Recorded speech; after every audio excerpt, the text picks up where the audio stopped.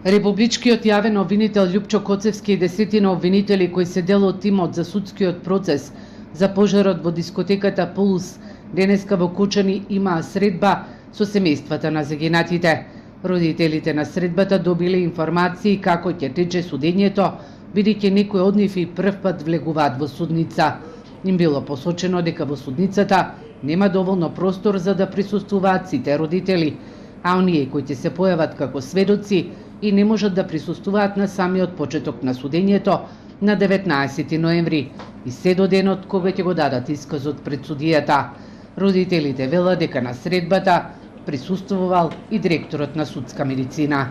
Од страна на директорот на судска медицина ни беше кажано дека доколку сме спремни и сакаме да разговараме со него и со лекарите кои ја имаат вршено обдукцијата на нашите деца, може да одиме во Скопје.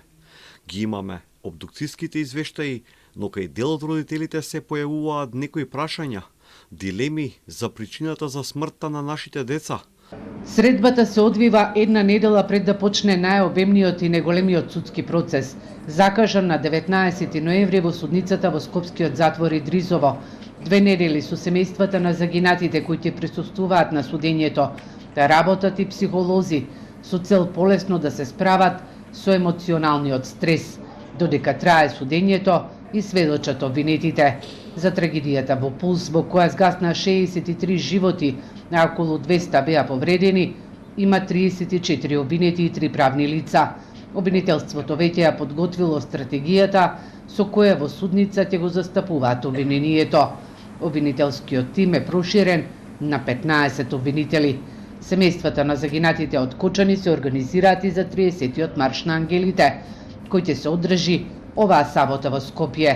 Тие на 15 ноември маршираат за вистината и како што велат од граѓаните не бараат сожалување, туку бараат да дојдат на маршот во Скопје и заедно да чекорат со нив за ангелите.